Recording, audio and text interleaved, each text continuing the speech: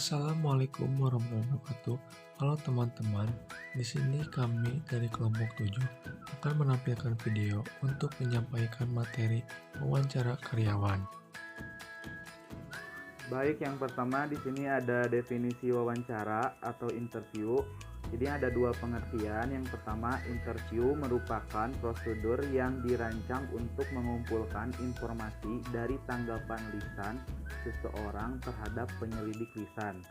Yang kedua, ada selection interview, yaitu merupakan produser seleksi yang dirancang dengan maksud atau tujuan untuk memprediksi kinerja pelamar di masa mendatang yang berdasarkan tanggapan lisan pelamar terhadap penyelidik lisan.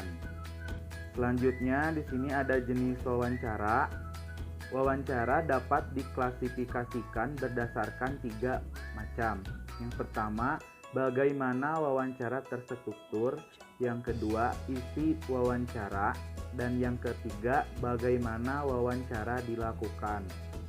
Baik, kita jelaskan satu persatu.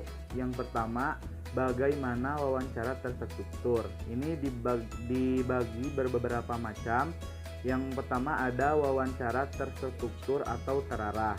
Wawancara ini dilakukan di mana pewawancara berpedoman pada pertanyaan dan tanggapan yang telah ditentukan sebelumnya. Selanjutnya, penilai didasarkan pada ketepatan tanggapan yang diberikan pelamar. Selanjutnya yang terakhir, reliabilitas proses wawancara lebih baik karena masing-masing pelamar ditanyai dengan serangkaian pertanyaan yang sama. Selanjutnya yang kedua, ada wawancara tidak terstruktur atau tidak terarah. Wawancara ini dilakukan di mana pertanyaan diberikan oleh pewawancara tidak memiliki pedoman yang diformalisasikan. Selanjutnya, tidak ada pedoman yang formal terkait dengan penilaian atas tanggapan yang diberikan pelamar. Yang terakhir, reliabilitas proses wawancara kurang karena masing-masing pelamar ditanyai dengan serangkaian pertanyaan yang berbeda. Akan tetapi, proses ini akan lebih fleksibel. Terus yang ketiga, ada wawancara campuran, di mana wawancara ini dilakukan secara campuran, yaitu antara wawancara yang terstruktur dan wawancara yang tidak terstruktur. Selanjutnya yang kedua ada isi wawancara. Dalam isi wawancara ini ada 4. Yang pertama ada wawancara situasional, yaitu pertanyaan yang diberikan difokuskan pada kemampuan pelamar dalam menanggapi suatu situasi yang ada sekarang dan mendatang, atau lebih disebut situasi hipotesis. Yang kedua, ada wawancara perilaku, yaitu pertanyaan yang diberikan difokuskan pada kemampuan pelamar dalam menanggapi suatu situasi yang terjadi di masa lampau.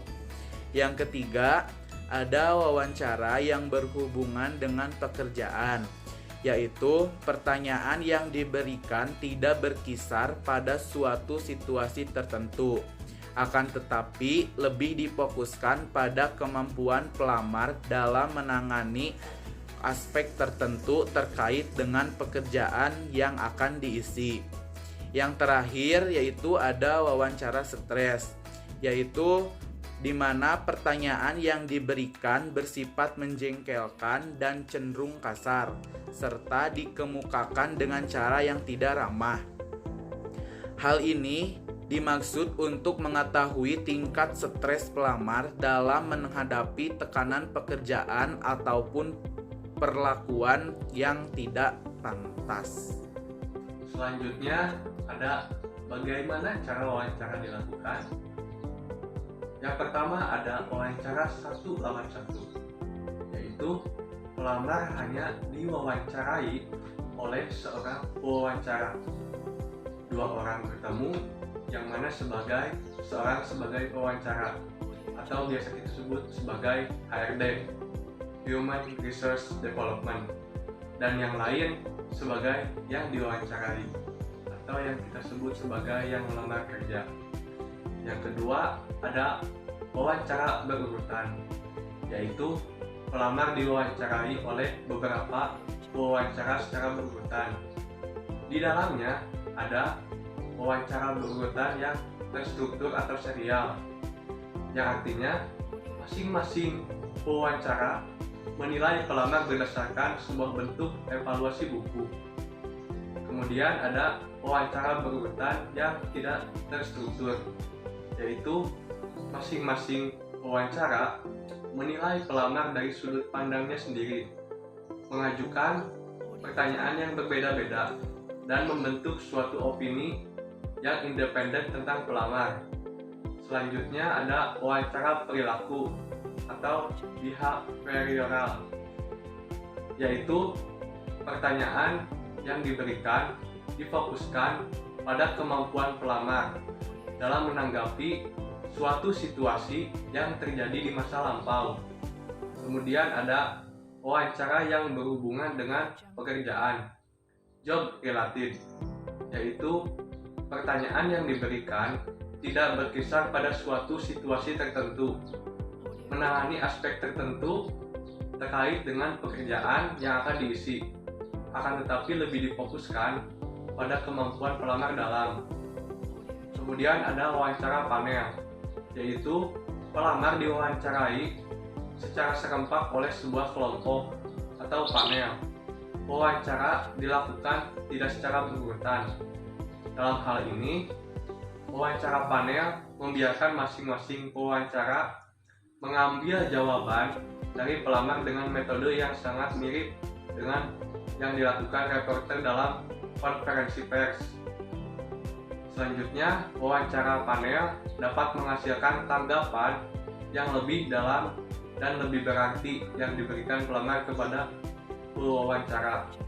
Dan yang terakhir ada wawancara panel bagi sebagian pelamar dianggap dapat membuat stres sehingga menjadi penghambat dalam memberikan tanggapan kepada wawancara.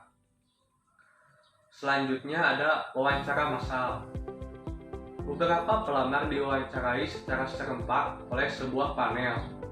Dalam hal ini, panel mengajukan sebuah masalah untuk dipecahkan.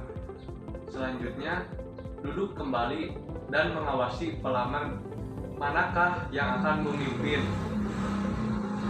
dalam merumuskan sebuah jawaban. Kemudian ada wawancara terkomputerisasi, yaitu pelamar memberikan tanggapan terhadap pertanyaan-pertanyaan dan atau situasi secara terkomputerisasi, visual atau tertulis. Dalam hal ini, serangkaian pertanyaan yang diajukan kepada pelamar adalah berhubungan dengan latar belakang, pengalaman, pendidikan, keterampilan, pengetahuan, dan sikap kerjanya.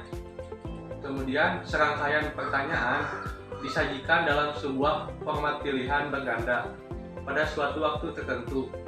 Selanjutnya, pelamar diharapkan untuk menanggapi pertanyaan-pertanyaan pada layar komputer dengan menekan sebuah tombol yang berhubungan dengan tanggapan yang diinginkannya. Selanjutnya, serangkaian pertanyaan muncul dalam urutan yang cepat dan menuntut konsentrasi dari pelamar. Kemudian, mengukur waktu tanggapan terhadap setiap pertanyaan. Selanjutnya, wawancara seperti ini umumnya digunakan untuk menolak secara total para pelamar yang tidak dapat diterima, dan selanjutnya untuk menyeleksi pelamar yang akan maju terus ke wawancara tatap muka. Dan yang terakhir ada keuntungan yang dapat diperoleh adalah mengurangi jumlah waktu yang dikorbankan manajer untuk melakukan wawancara dengan pelamar yang ternyata kemudian tidak dapat diterima. Lanjut ke tahap selanjutnya, yaitu apakah interview bermanfaat. Di sini saya akan membacakan poin-poinnya saja. Ada 3 hal. Yang pertama, interview merupakan prediktor kinerja yang bagus. Yang kedua, interview sebaiknya terstruktur dan situasional. Yang ketiga, hati-hati terhadap berbagai tipe dan sifat apa saja yang akan dinilai. Lalu, apa yang membuat rusak interview? Yang pertama ada penilaian yang tergesa-gesa. Yang kedua ada tekanan yang negatif. Yang ketiga, kurangnya pengetahuan tentang pekerjaan. Yang keempat, tekanan untuk mempekerjakan. Yang kelima, kesalahan urutan kontras pelamar. Yang keenam, pengaruh dan perilaku nonverbal. Yang ketujuh, telegraphing. Yang kedelapan, terlalu banyak atau terlalu sedikit berbicara. Dan yang terakhir ada berlagak sebagai jaksa atau psikolog. Selanjutnya di sini saya akan menjelaskan tentang bagaimana sih mendesain wawancara, terus persiapan interview, bagaimana sih menjadi pewawancara yang baik dan benar. Nah, di sini ada 5 langkah dalam mendesain wawancara atau interview. Yang pertama, analisis pekerjaan. 2. Evaluasi informasi tugas jabatan. 3. Kembangkanlah pertanyaan wawancara. 4. Kembangkanlah jawaban benchmark. 5. Tetapkan wawancara panel dan laksanakan. Kemudian selanjutnya di sini bagaimana menyusun dan melakukan interview. Yang pertama di sini ada rangkaian pertanyaan didasarkan pada tugas aktual dan pekerjaan. 2. Pertanyaan yang digunakan bersifat situasional dan pengetahuan serta dievaluasi dengan kriteria yang objektif. 3. Wawancara diadakan secara terstruktur. 4. Gunakan pertanyaan-pertanyaan yang sama. 5. Gunakan skala penilaian untuk tiap-tiap jawaban. 6. Gunakan wawancara panel. 7. Gunakan formulir wawancara yang terstruktur. 8. Kontrol wawancara. Nah, selanjutnya di sini ada persiapan untuk interview. Di antaranya ada 4 ya persiapannya. Yang pertama, wawancara dilakukan di ruangan yang tenang, tidak ada gangguan. Yang kedua, ketahui tugas-tugas aktual dari pekerjaan. 3. Pertanyaan dititik beratkan pada kemampuan pelamar terkait dengan pekerjaan yang nantinya akan dilakukan. Yang terakhir, jangan membuat penilaian yang tergesa-gesa. Nah, selanjutnya di sini ada bagaimana membangun hubungan dan mengajukan pertanyaan. Di sini ada 5 poin. Yang pertama, tentukan berbagai hal yang terkait tentang pelamar. Yang kedua, mulailah wawancara dengan membuat pelamar secara tidak tertekan. Yang ketiga, perlakukan pelamar dengan sopan dan bersahabat. Yang keempat, hendaklah disadari akan statusnya pelamar. Yang kelima, usahakan mengikuti pedoman wawancara terstruktur pertanyaan yang telah dituliskan sebelumnya. Menutup interview dan mereviewnya. 1. Sediakan waktu untuk menjawab berbagai pertanyaan yang diajukan pelamar. 2. Usahakan untuk mengakhiri rangkaian wawancara pada suatu catatan yang positif. 3.